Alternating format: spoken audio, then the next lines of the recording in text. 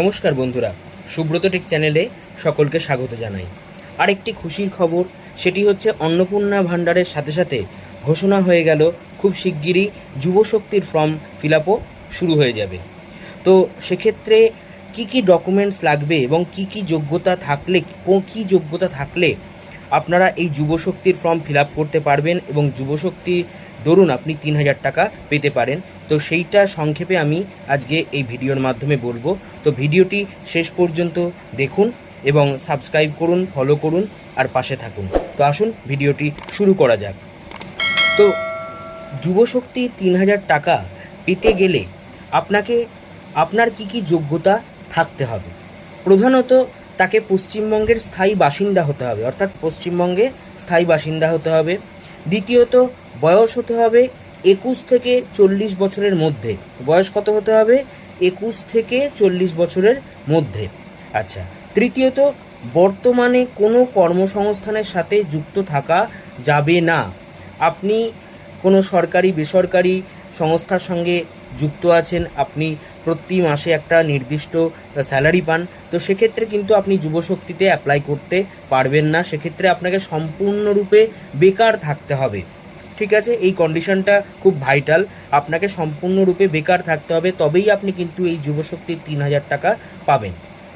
চতুর্থত কি, ন্যূনতম মাধ্যমিক পাস হয়ে থাকতে হবে। আপনাকে মাধ্যমিক পাস হতে হবে, তবেই আপনি এই যুবশক্তির টাকা পেতে পারেন। আচ্ছা, যুবশক্তি অ্যাপ্লাই করতে গেলে কি আপনার ডকুমেন্ট দরকার? প্রথমত মাধ্যমিক পরীক্ষার মার্কশিট এবং অ্যাডমিট কার্ড। মার্কশিট এবং অ্যাডমিট কার্ড, সেখানে আপনার বয়স উল্লেখ থাকবে, ফলত আপনার ওখানে বয়সটাও ভেরিফিকেশান হয়ে যাবে। বয়সের প্রমাণপত্র হিসেবে কি দিতে হবে? জন্ম সার্টিফিকেট কিংবা মাধ্যমিকের অ্যাডমিট কার্ড। অনেকের জন্ম সার্টিফিকেট থাকে না, তো সেক্ষেত্রে আপনি সেটার পরিবর্তে আপনি অ্যাডমিট কার্ড জমা করতে পারেন। আধার কার্ড এবং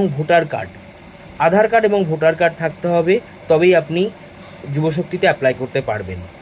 প্রার্থীর পাসপোর্ট সাইজের রঙিন ছবি, যে অ্যাপ্লাই করবে তার পাসপোর্ট সাইজের ছবি লাগবে, রঙিন ছবি লাগবে। আর পরিবারের বার্ষিক আয়ের সার্টিফিকেট, অর্থাৎ পরিবারের বার্ষিক আয় কত সেইটাও কিন্তু সেই যুবশক্তির ফর্মে কিন্তু উল্লেখ করতে হবে, এবং তবেই আপনি এই যুবশক্তিতে অ্যাপ্লাই করার জন্য আপনি যোগ্য হবেন। তো এই জিনিসগুলো আপনার যুবশক্তির ফর্ম অ্যাপ্লাইয়ের জন্য লাগবে। তো আপনি যত তাড়াতাড়ি সম্ভব এগুলো অ্যারেঞ্জ করে ফেলুন, ঠিক আছে, যাতে ফর্ম বেরোনোর সাথে সাথেই আপনি অ্যাপ্লাই করে দিতে পারেন।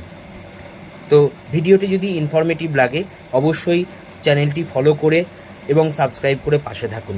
নমস্কার, আবার দেখা হবে অন্য কোনো নতুন ভিডিওতে।